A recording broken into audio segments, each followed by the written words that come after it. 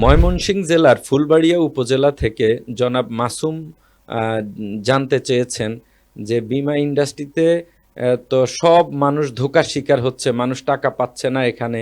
যে আমাদের এলাকায় প্রচুর পরিমাণে মানুষ বিভিন্ন বীমা কোম্পানিতে কাজ করেছে, ক্লেম ফুল ম্যাচুরিটি হয়ে গেছে, টাকা পাচ্ছে না। এই বিষয়ে আপনাদের পদক্ষেপ কি বা আমরা কি করতে পারি উনি জানতে চেয়েছেন। ধন্যবাদ।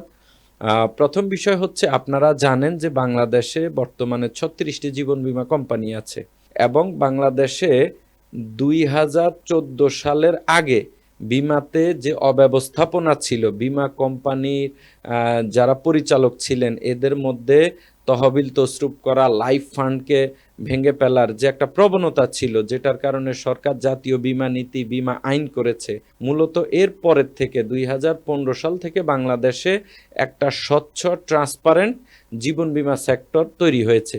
এর আগে যে বীমাগুলা করা কোম্পানিগুলা বা এখানে গভর্নমেন্টের ৩টা ক্যাটাগরিতে এখন জীবন বীমা কোম্পানিগুলোর মধ্যে একটা ক্লাসিফিকেশন করেছে। আইডিআর এর তথ্য মতে বাংলাদেশে বর্তমানে ৯টা জীবন বীমা কোম্পানি যাদের লাইফ ফান্ড প্রায় শূন্যের কোঠায়, এবং ওই কোম্পানিগুলাই মানুষ ক্লেম পাচ্ছে না। বাংলাদেশের মধ্যে ২১টি জীবন বীমা কোম্পানি বি ক্যাটাগরির মধ্যে রয়েছে, যাদের মোটামুটি লাইফ ফান্ড আছে এবং হয়তো নির্দিষ্ট তারিখে না হলেও কাছাকাছি সময়ে তারাও ক্লেম ম্যাচুরিটি দিয়ে যাচ্ছে।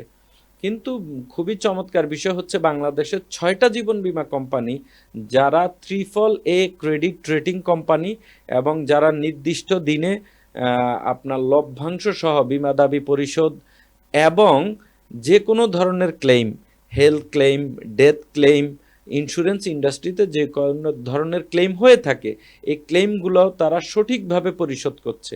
এর মধ্যে সোনালী লাইফ ইন্স্যুরেন্স তো অনন্য রেকর্ড স্থাপন করে ফেলেছে। যে কোনো ধরনের ক্লেম ৭ দিনে নিষ্পত্তি এবং পূর্ণ বীমা দাবি সহ আপনার প্রফিট সহ ডিউ ডেটে দাবি নিষ্পত্তি করার অনন্য রেকর্ডে স্থাপন করে চমৎকার গ্রাহক সেবা দিয়ে যাচ্ছে।